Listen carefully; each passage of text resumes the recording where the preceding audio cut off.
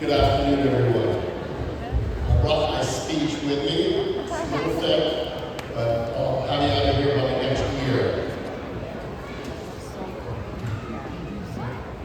So good afternoon, friends, brothers, and sisters of the Tibetan community.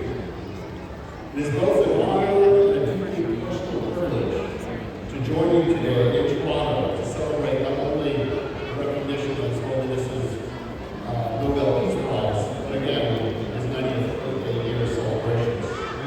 I was in Washington in July this year, celebrating that spectacular day and sharing his message of peace, compassion, and resilience. It inspired not only Tibetans, but people around the world. Congressmen and women came up to the stage to celebrate not only his holiness, but most importantly, his legacy and what it represents for all of us here today. I had the privilege to meet His Holiness in person with my author Benedict Rogers in Dalai, where we presented the Shining Nexus, a book that he participated in for interviews.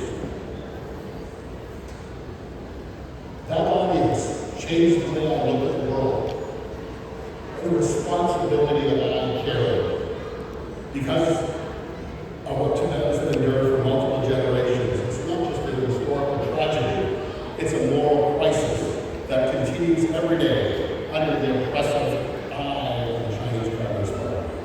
Let me be absolutely clear, Tibet was never part of China since antiquity.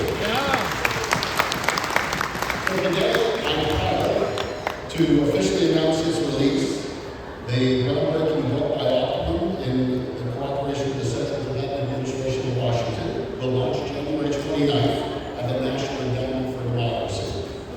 Tibet was never part of China since antiquity by Dr. Hon'ble Lama. It is meticulously researched, fact-based, historical rebuttal of Beijing's long propagated falsehoods and propaganda.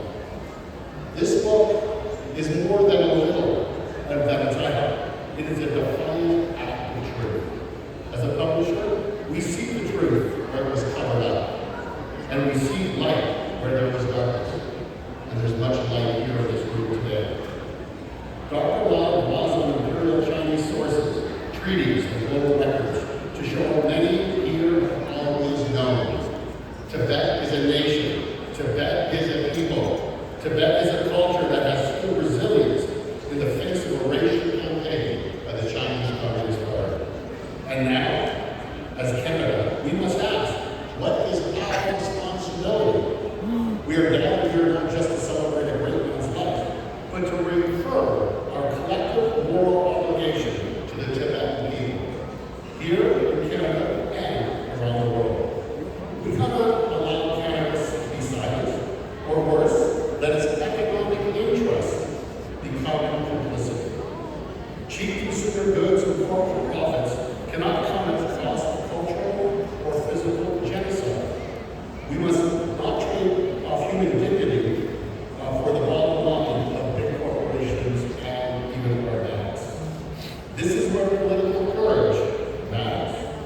I want to especially acknowledge the presence of Liberal MP James Maloney, who will be speaking shortly. As chair of the Parliamentary Friends of Tibet, he represents a vital voice for moral clarity and power, and he is a leader in that effort. But let's be clear, his role and all of his colleagues must go beyond words. The Parliamentary Friends of Tibet must not let Tibetans and Canadians down. I know they won't. This is the time to demand that the CCP sit at the table with the legitimate political representatives of the Tibetan people in exile to create autonomy for Tibet and also confirm that Dalai, His Holiness as spiritual leader of Tibetan Buddhism, continues with their tradition today in Baxendale. Canada, with its proud history of human rights and peacekeeping, must lead, not follow, in this demand. Let us not allow history to look back on our silence and shame. Let us instead be remembered as the generation that stood with Tibet, stood for truth, and stood shoulder to shoulder with His Holiness and the Tibetan people. The pen is mightier than the sword, and Tibet was never part of China